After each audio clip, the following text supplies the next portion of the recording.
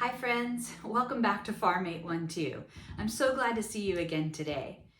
Today I want to talk to you about adding to your pantry and increasing your supply. So today I'm going to take you with me. I've gone through my pantries, I've rotated my stock, uh, updated my inventory, and taking a look at some of those spots that I could really beef up again. Maybe things have got shuffled around. I've gotten a little lower than I anticipated in a few areas. So I want to take you along and show you some of the items that I'm getting ready to add to my pantry once again. And also, I feel like everything that I'm getting ready to add into my pantry again, these are all great items for those of you who are just starting out.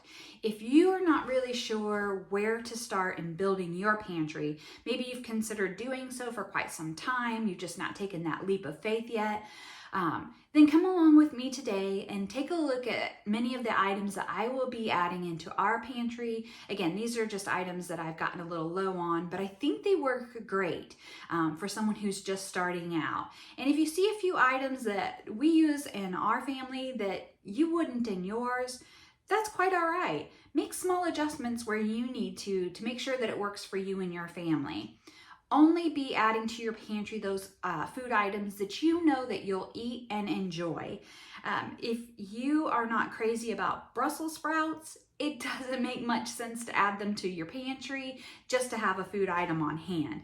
Make sure you're stocking things that you'll actually eat and enjoy eating. Let's face it, if it gets to a point where we're really having to rely heavily on just what we already have in our pantries, the last thing we want to be doing is eating foods that we don't enjoy.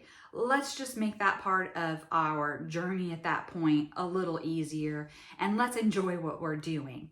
So come along with me and let's see what we're adding to the pantry this month on Farm 812.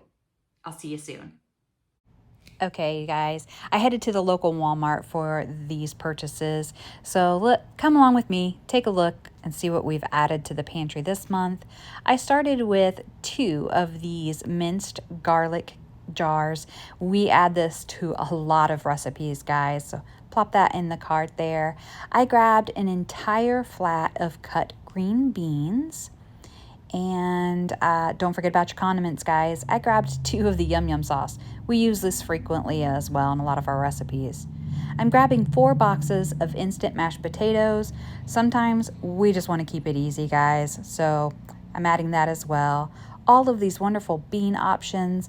I'm starting out with some red kidney beans. I'm grabbing 4 bags. I'm grabbing 2 4-pound bags of the pinto beans, and I'm going to grab 4 bags of the 15 bean soup mix. That's a great option as well. And Pace restaurant style salsa. It's the best. Prove me wrong, y'all. I added 2 of those. I also grabbed 4 containers of vegetable broth. You can add whatever broth you choose. And an entire flat of diced tomatoes, some whole wheat flour. It's great for a lot of our baking needs. And I grabbed an entire flat of the mixed vegetable medley. And here you can see the entire cart all ready to go home with me. We started with a $100 budget for this month, and look at that, guys, $102.02. How perfect. Okay, so as you can see, I stocked up on several items today. Like I said, these are things that I would recommend to someone who's just starting out. Adjust where needed so that it fits the needs of your family, but this was a good sample. And for the point and purpose of this video, I also took the liberty to create a special space for you guys to let you know ways that you can be creative in creating pantry space. Not all of us have a walk-in pantry or a basement area or a lot of available usable space. So I've created a sample space to show you an example of ways that you can get creative in your home to store items and create a larger pantry. So let's take a look at that.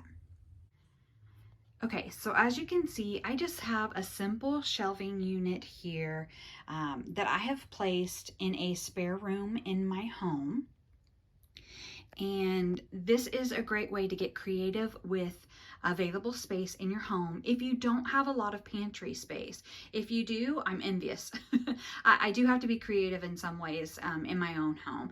And guys, it does not have to be Pinterest perfect.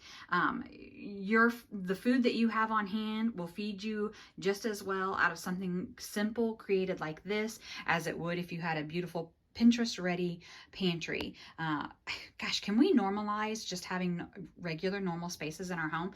But anyway, as you can see here, I've just thrown in some towels that I already had on hand to show the space, some of my larger containers here as well, and of course the foods that I purchased today. I do want to highlight to you guys though that keep your spaces organized. Turn labels out so that you can easily identify what you have. This also makes it easier when you're checking for expiration dates and so forth. So your space doesn't need to be pretty by any means, but I do encourage you to keep it organized. This helps you not hit those expiration dates, and it's also easier to find than if you have foods that have perished in some way or been damaged. Now I've created, like I said, this space just for this point of this video, but the instant potatoes there, those will be moved to a more a safer container that will give me more longevity and help keep out any kind of pests. So again, this is just a sample way of how you guys can get creative and create more space. Well, I hope you guys have found this video to be helpful and to give you some tips and tricks. And again, like I said, just normalize having regular spaces in your home to keep your extra items on hand. You know, we're seeing so much craziness these days.